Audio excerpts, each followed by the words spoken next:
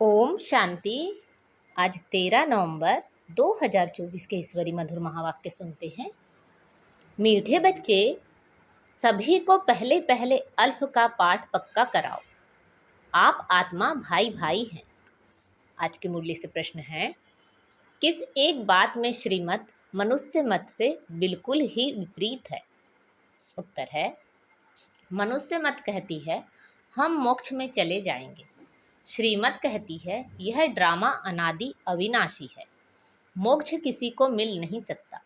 भल कोई कहे यह पाड़ बजाना हमको पसंद नहीं, परंतु इसमें कुछ भी कर नहीं सकते।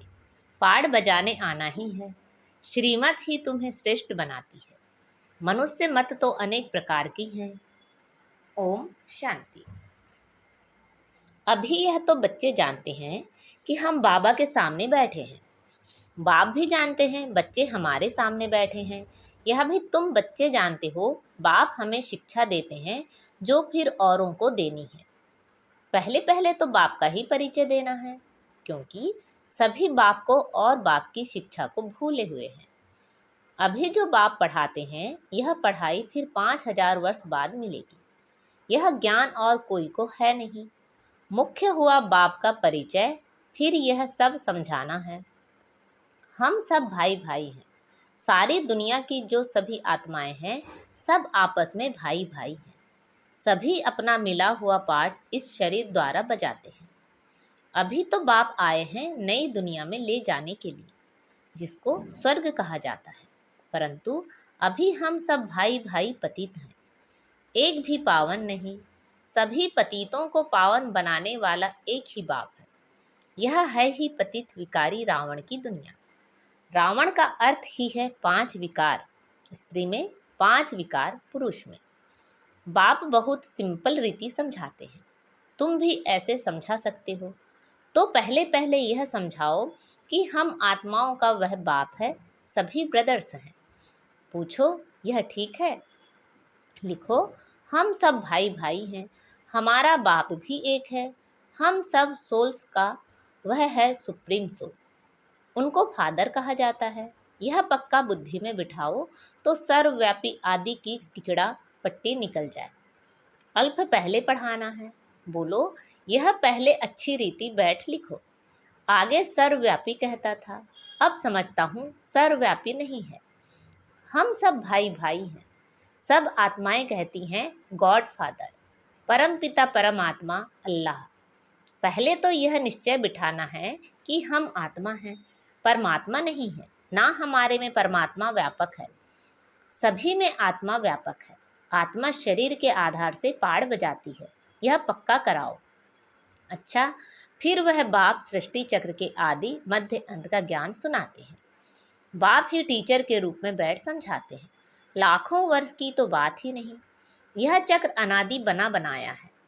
इक्वल कैसे है, इसको जानना पड़े। सत्युग त्रेता पास्ट हुआ, नोट करो। उनको कहा जाता है स्वर्ग और सेमी स्वर्ग। वहाँ देवी देवताओं का राज्य चलता है। सत्युग में है 16 कला, त्रेता में है 14 कला। सत्युग का प्रभाव बहुत भारी है, नाम ही है स्वर्ग हेवन। नई दुनिया सत्युग को कहा जाता है, उसकी ही महिमा करनी है। नई दुनिया में है ही एक आदि सनातन देवी देवता धर्म। चित्र भी तुम्हारे पास है निश्चय कराने के लिए। यह सृष्टि का चक्र फिरता रहता है। इस कल्प की आयु ही 5000 वर्ष है। अब सूर्यवंशी चंद्रवंशी तो बुद्धि में बैठा, विष्णुपुरी ही बदल राम सीतापुरी बनती है। उनकी भी डिनायस्टी चलती है ना। 2 युग पास्ट हुए, फिर आता है द्वापर युग। रावण का राज्य, देवताएं वाम मार्ग में चले जाते हैं तो विकार का सिस्टम बन जाता है। सत्युग त्रेता में सभी निर्विकारी रहते हैं। एक आदि सनातन देवी देवता धर्म रहता है। चित्र भी दिखाना है, ओरली भी समझाना है। बाप हमको टीचर होकर ऐसे पढ़ाते हैं। बाप अपना परिचय खुद ही आकर देते हैं। खुद कहते हैं मैं आता हूँ पतितों को पावन बनाने के लिए, तो मुझे शरीर जरूर चाहिए, नहीं तो बात कैसे करूँ। मैं चैतन्य हूँ, सत हूँ और अमर हूँ। सतो रजो तमो में आत्मा आती है। आत्मा ही पतित, आत्मा ही पावन बनती है। आत्मा में ही सब संस्कार हैं। पास्ट के कर्म व विकर्म का संस्कार आत्मा ले आती है। सतयुग में तो विकर्म होता नहीं, कर्म करते हैं, पाड़ बजाते हैं, परंतु वह कर्म अकर्म बन जाता है। गीता में भी अक्षर है। अभी तुम प्रैक्टिकल में समझ रहे हो। जानते हो, बाबा आया हुआ है पुरानी दुनिया को बदल नई दुनिया बनाने। जहाँ कर्म अकर्म हो जाते हैं उनको ही सतयुग कहा जाता है, और यहाँ फिर यह कर्म विकर्म ही होते हैं जिसको कलयुग कहा जाता है। तुम अभी हो संगम पर। बाबा दोनों ही तरफ की बात सुनाते हैं। एक एक बात अच्छी रीति समझें। बाप टीचर ने क्या समझाया? अच्छा, बाकी है गुरु का कर्तव्य। उनको बुलाया ही है कि आकर हम पतितों को पावन बनाओ। आत्मा पावन बनती है, फिर शरीर भी पावन बनता है। जैसे सोना वैसे जेवर भी बनता है। 24 कैरेट का सोना लेंगे तो खाद नहीं डालेंगे तो जेवर भी ऐसा सत्व प्रधान बनेगा। अलाय डालने से फिर तमो प्रधान बन पड़ता है, क्योंकि खाद पड़ती है ना।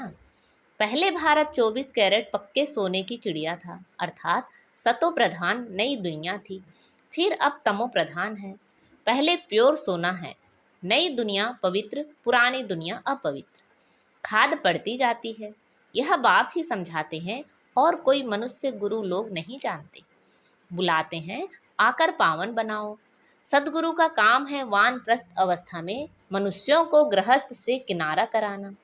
तो यह सारी नॉलेज ड्रामा प्लान अनुसार बाप ही आकर देते हैं।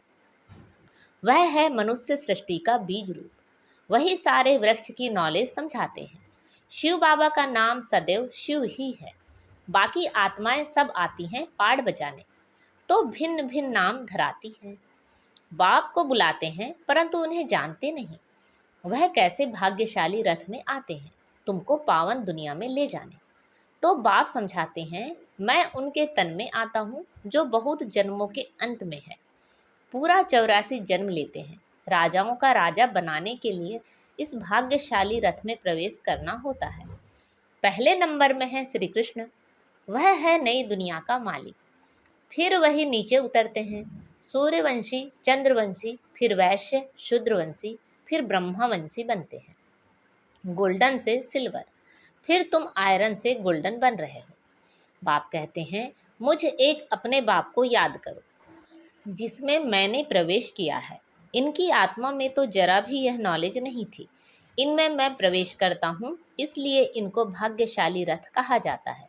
खुद कहते हैं, मैं इनके बहुत जन्मों के अंत में आता हूँ। गीता में अक्षर एक्यूरेट हैं। गीता को ही सर्व शास्त्रमयी शिरोमणि कहा जाता है। इस संगम युग पर ही बाप आकर ब्राह्मण कुल में और देवी देवता कुल की स्थापना करते हैं। औरों का तो सबको मालूम है ही, इनका कोई को पता नहीं है। बहुत जन्मों के अंत में अर्थात संगम युग पर ही बाप आते हैं। बाप कहते हैं, मैं बीज रूप हूँ। श्री कृष्ण तो है ही सतयुग का रहवासी। उनको दूसरी जगह तो कोई देख ना सके। पुनर्जन्म में तो नाम रूप देश काल सब बदल जाता है। पहले छोटा बच्चा सुंदर होता है, फिर बड़ा होता है, फिर वह शरीर छोड़ दूसरा छोटा लेता है। यह बना बनाया खेल है, ड्रामा के अंदर फिक्स है। दूसरे शरीर में तो उनको श्री कृष्ण नहीं कहेंगे। उस दूसरे शरीर पर नाम आदि फिर दूसरा पड़ेगा। समय, फीचर्स, तिथि, तारीख आदि सब बदल जाता है।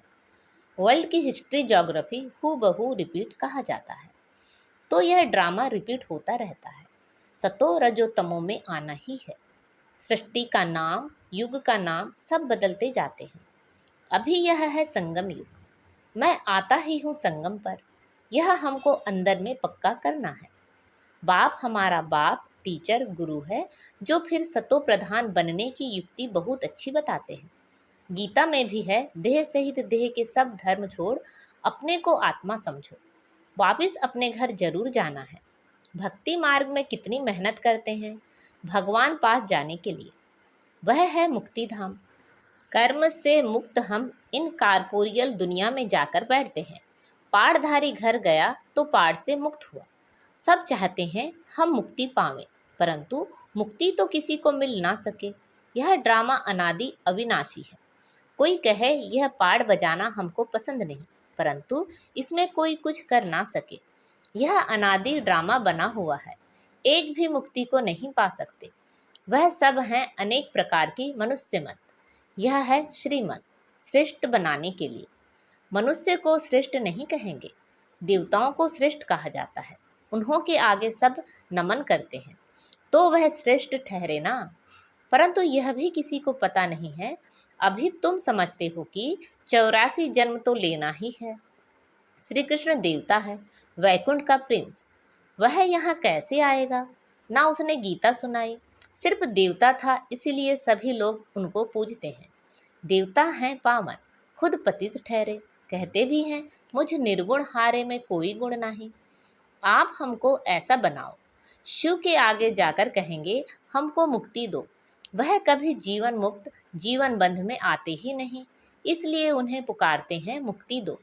जीवन मुक्ति भी वही देते हैं। अभी तुम समझते हो बाबा और मम्मा के हम सब बच्चे हैं, उनसे हमें अथाह धन मिलता है। मनुष्य तो बेसमझी में से मांगनी करते रहते हैं। बेसमझ तो जरूर दुखी ही होंगे ना। अथाह दुख भोगने पड़ते हैं। तो यह सब बातें बच्चों को बुद्धि में रखनी है। एक बेहद के बाप को ना जानने के कारण कितना आपस में लड़ते रहते हैं। आरफन बन पड़े हैं। वह होते हैं हद के आरफन्स, यह हैं बेहद के आरफन। बाप नई दुनिया स्थापन करते हैं। अभी है ही पतित आत्माओं की पतित दुनिया। पावन दुनिया सतयुग को कहा जाता है, पुरानी दुनिया कलयुग को। तो बुद्धि में यह सब बातें हैं ना। पुरानी दुनिया का विनाश हो जाएगा, फिर नई दुनिया में ट्रांसफर हो जाएंगे। अभी हम टेम्पररी संगम युग पर खड़े हैं। पुरानी दुनिया से नई बन रही है। नई दुनिया का भी पता है। तुम्हारी बुद्धि अब नई दुनिया में जानी चाहिए। उठते बैठते यही बुद्धि में रहे कि हम पढ़ाई पढ़ रहे हैं, बाप हमको पढ़ाते हैं। स्टूडेंट को यह याद रहना चाहिए, फिर भी वह याद नंबरवार पुरुषार्थ अनुसार रहती है। बाप भी नंबरवार पुरुषार्थ अनुसार याद प्यार देते हैं। अच्छा पढ़ने वाले को टीचर जरूर प्यार जास्ती करेंगे। कितना अंतर पड़ जाता है। अब बाप तो समझाते रहते हैं, बच्चों को धारणा करनी है। एक बाप के सिवाय और कोई तरफ बुद्धि ना जाए। बाप को याद नहीं करेंगे तो पाप कैसे कटेंगे। माया घड़ी घड़ी तुम्हारा बुद्धि योग तोड़ देगी। माया बहुत धोखा देती है। बाबा मिसाल देते हैं, भक्ति मार्ग में हम लक्ष्मी की बहुत पूजा करते थे। चित्र में देखा लक्ष्मी पांव दबा रही है तो उसे मुक्त करा दिया। उनकी याद में बैठते जब बुद्धि इधर उधर जाती थी तो अपने को थप्पड़ मारते थे। बुद्धि और तरफ क्यों जाती है। आखिर विनाश भी देखा, स्थापना भी देखी। साक्षात्कार की आश पूरी हुई। समझा अब यह नई दुनिया आती है, हम यह बनेंगे। बाकी यह पुरानी दुनिया तो विनाश हो जाएगी। पक्का निश्चय हो गया। अपनी राजधानी का भी साक्षात्कार हुआ तो बाकी इस रावण के राज्य को क्या करेंगे, जबकि स्वर्ग की राजाई मिलती है। यह हुई ईश्वरीय बुद्धि। ईश्वर ने प्रवेश कर यह बुद्धि चलाई। ज्ञान कलश तो माताओं को मिलता है, तो माताओं को ही सब कुछ दे दिया। तुम कारोबार संभालो, सबको सिखलाओ। सिखलाते सिखलाते यहाँ तक आ गए। एक दो को सुनाते सुनाते देखो अब कितने हो गए हैं। आत्मा पवित्र होती जाती है, फिर आत्मा को शरीर भी पवित्र चाहिए। समझते भी हैं, फिर भी माया भुला देती है। तुम कहते हो 7 रोज पढ़ो तो कहते हैं कल आएंगे। दूसरे दिन माया खल्लास कर देती है, आते ही नहीं। भगवान पढ़ाते हैं तो भगवान से नहीं आकर पढ़ते हैं। कहते भी हैं हाँ जरूर आएंगे, परंतु माया उड़ा देती है, रेगुलर होने नहीं देती है। जिन्होंने कल्प पहले पुरुषार्थ किया वह जरूर करेंगे, और कोई हट्टी है नहीं। तुम पुरुषार्थ बहुत करते हो, बड़े बड़े म्यूजियम बनाते हो। जिन्होंने कल्प पहले समझा है वही समझेंगे। विनाश होना है, स्थापना भी होती जाती है। आत्मा पढ़कर फर्स्ट क्लास शरीर लेगी। एम ऑब्जेक्ट यह है ना। यह याद क्यों नहीं पड़ना चाहिए। अभी हम नई दुनिया में जाते हैं अपने पुरुषार्थ अनुसार। अच्छा, मीठे मीठे शिखिलते बच्चों प्रति माता पिता बाप दादा का याद प्यार और गुड मॉर्निंग। रूहानी बाप की रूहानी बच्चों को नमस्ते। हम सब रूहानी बच्चों की रूहानी माता पिता बाप दादा को याद प्यार गुड मॉर्निंग और नमस्ते। आज की मुरली से धारणा के लिए मुख्य सार हैं।